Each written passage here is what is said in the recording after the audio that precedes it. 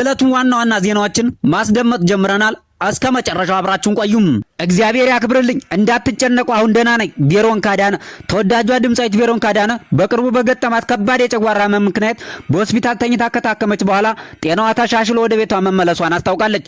ድምጻዊቷ እንደገለጸችው በቅርቡ የሚለቀቁ አዳዲስ የሙዚቃ ስራዎቿን በማዘጋጀት ላይ በነበረችበት ጊዜና በባለሙያዎች ትንሽ ወፍረሻል የሚሉ አስተያየቶችን ተከትሎ በድንገት የጀመረችው ያልተመጣጠነ የአመጋገብ ስርዓት ለከባድ የጨጓራ ህመም አጋልጧት እንደነበር ገልጻለች። ቬሮንካ በሆስፒታል ለ4 ቀናት ያህል የኢንዶስኮፒ ምርመራና የህክምና ክትትል ስታደርግ ከቆየች በኋላ ወደ ቤቷ ተመልሳ በመልካም ጤንነት ሁኔታ ላይ እንደምትገኝ ገልጻለች። ድምጻዊቷ በህክምና ወቅት እንክብካቤ ላደረጉላት የሆስፒታሉ ሐኪሞች፣ ነርሶችና መላው ሰራተኞች ምስጋናዋን አቅርባለች። ስለ ጤናዋ ለተጨነቁ ወዳጆቿና ደጋፊዎቿ እግዚአብሔር ያክብርልኝ እንዳትጨነቁ አሁን ደህና ነኝ ስትል መልእክት አስተላልፋለች። ወደሚቀጥለው ዜና አልፋለሁ። በሀገራዊ ምክክሩ በአዲስ አበባና ድሬዳዋ ከተማ ላይ የባለቤትነት ቅሚያ ክርክሩ ተጧጡፎ መቀጠሉ ተገለጸ። አዲስ አበባ የኦሮሚያ አካል ትሁን የፌዴራል ትሁን ወይንስ የራሷን የቻለች ክልል ትሁን የሚሉ ክርክሮች በስፋት እየተስተጋቡ መሆናቸው ተገልጿል። በተመሳሳይ ድሬዳዋ ከተማ የኦሮሚያ ትሁን የሶማሊያ ክልል ትሁን እንዲሁም ራሷን የቻለች ክልል ትሁን የሚሉ ሐሳቦች እየተንጸባረቁ መሆናቸው ተሰምቷል። ሀገራዊ ምክክሩ የኢትዮጵያ ስርዓት ፓርላመንታዊ አወቃቀር ሆኖ ይቀጥል ወይስ ፕሬዝዳንታዊ አወቃቀር በሚል ከፍተኛ ክርክር ተደርጓል። በዚህም ፕሬዝዳንታዊ አወቃቀር ከፍተኛ ሐሳብ ማግኘቱ ተመላክቷል። ኢትዮጵያውያን ዜጎች ወደ ሩሲያ መግባት የሚያስችላቸውን የቪዛ አገልግሎት የሚያገኙበት አሰራር በቅርቡ ይፋ እንደሚሆን ተገለጸ። ሩሲያ ለኢትዮጵያ፣ ለታንዛኒያና ለግብጽ ዜጎች የቪዛ አገልግሎት መስጠት የሚያስችላትን እድል በማጥናት ላይ እንደምትገኝ የሩሲያ ኢኮኖሚ ልማት ሚኒስቴር ለሀገሪቱ መገናኛ ብዙሃን አስታውቋል።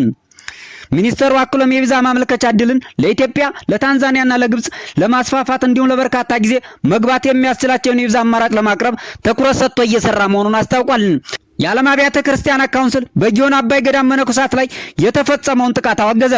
የዓለም አብያተ ክርስቲያናት ካውንስል በአማራ ክልል ጊዮን አባይ ቅድስት አርሴማ አቡነ አረጋዊና ቅዱስ ቂርቆስ አንድነት ገዳም ላይ ተፈጸመ ተብሎ በተነገረ የድሮን ጥቃት አስቸኳይ፣ ታማኒ፣ ግልጽና ገለልተኛ ምርመራ እንዲካሄድም ጠይቋል።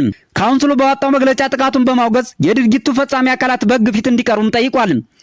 የካውንስሉ ዋና ጸሐፊ ቄስ ጀሪ በሰጡት መግለጫ በአምልኮ ቦታዎችና በሲቪል ዜጎች ላይ ጥቃት መድረሱ እጅግ የሚያሳዝንና ተቀባይነት የሌለው ሲሉም ገልጸዋል። ዋና ጸሐፊው የሃይማኖት ተቋማትና ሲቪሎች የጦር ግጭቶች ኢላማ ሊሆኑ እንደማይገባም አሳስበዋል። በአማራ ክልል በሃይማኖት ተቋማት ላይ እየተፈጸመ ነው ያሉትን ጥቃት እንዲቆም ጠይቀዋል። ተጨማሪም በክልል ውስጥ ያሉ ሁሉም የግጭቱ ተሳታፊ ወገኖች ዓለም አቀፍ ሰብአዊ ሕግን እንዲያከብሩ፣ ሲቪሎችና ሃይማኖት ተቋማት ከማንኛውም አይነት ጥቃት ሊጠበቁ ይገባል ብለዋል። የአንድ ቤተሰብ አባላት በደረሰባቸው የትራፊክ አደጋ ሕይወታቸው ማለፉ ተሰማ። የቁልቢ ገብርኤል የንግስ በዓልን አክብረው በመመለስ ላይ የነበሩ 4 የአንድ ቤተሰብ አባላት በደረሰባቸው አሰቃቂ የትራፊክ አደጋ ሕይወታቸው ማለፉ ተገልጿል። አደጋው በደረሰበት አካባቢ የወጡ መረጃዎች እንደሚያመላክቱት አደጋው የደረሰው ተጓዦች መንፈሳዊ በዓሉን አክብረው ወደ መኖሪያ ቤታቸው በመመለስ ላይ ሳሉ ልዩ ቦታው አለቱ አካባቢ ነው ተብሏል።